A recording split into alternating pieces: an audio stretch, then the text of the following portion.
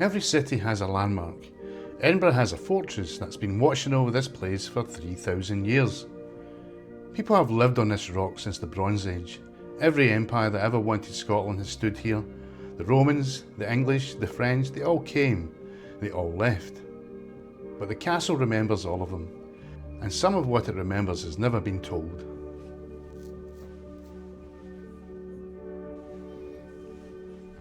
For 18 years, Edinburgh Castle had flown English colours. 18 years of occupation, of a foreign garrison looking down on a Scottish city. Robert the Bruce wanted it back, but he'd learned something about castles. Taking them by force costs men you can't replace. So across Scotland, he'd been doing something different. Sending small teams in the dark, finding the way in that nobody was supposed to know about. He sent his nephew, Thomas Randolph, and Randolph had a man. A soldier named William Francis, who years earlier had been part of the English garrison, and who had a habit of sneaking down the north face of that rock at night to visit a woman in town below. 30 men, no light, on March 1314, they came over the wall before the garrison knew they were there. And here's what Bruce did next, the part that tells you everything about the man. He ordered them to tear it down. He wanted a Scotland the English couldn't hold, so he demolished the fortifications himself, took it, then brought it down.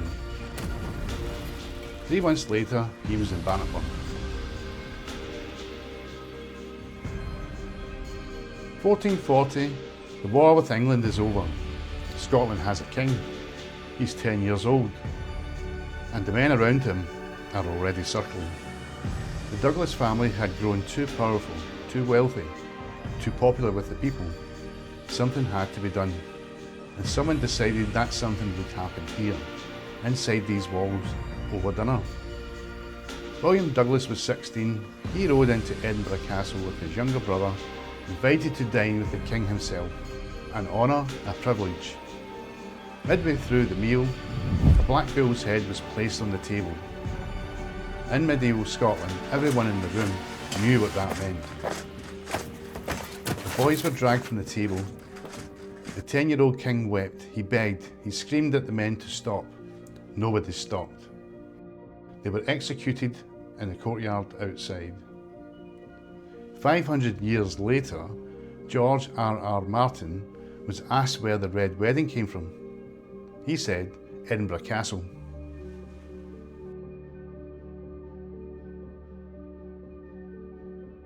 Somewhere inside these walls, there is a room that was sealed shut and forgotten for over a century.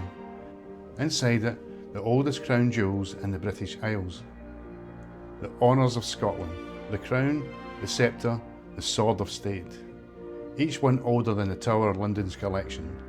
Each one carrying a history that the people who hid them were willing to die for. When Cromwell's army swept through Scotland in the 1650s, his orders were clear. Find the honours, destroy them, erase the symbols of Scottish kingship. They never found them, because someone had walled them up inside this castle and told nobody.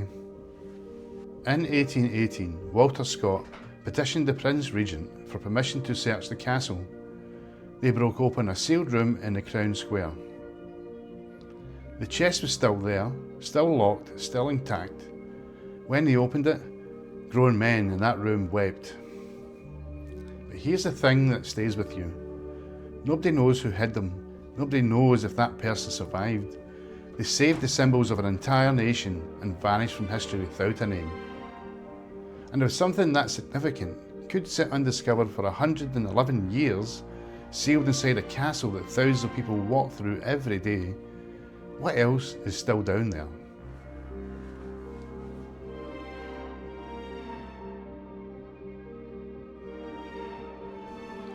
(1560). Scotland is tearing itself apart. The Protestant Reformation is burning through the country.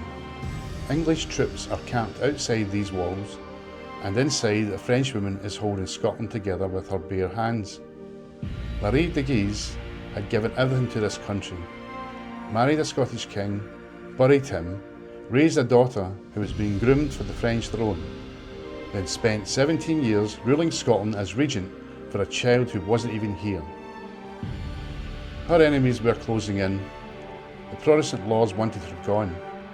The English wanted her gone. And then, at that precise moment the siege had reached its peak, she died. The official cause was dropsy, a fluid condition.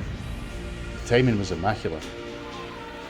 She never survived, never left, died inside these walls with an army at the gate. History barely remembers her. Every one of these stories happened within a few hundred metres of where I'm standing here.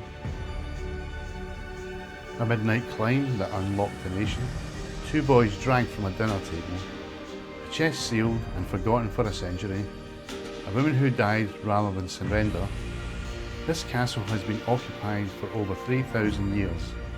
The Romans knew it, the Vikings knew it, every king and queen of Scotland knew it, and it's still keeping its secrets. The question is, which ones haven't we found yet?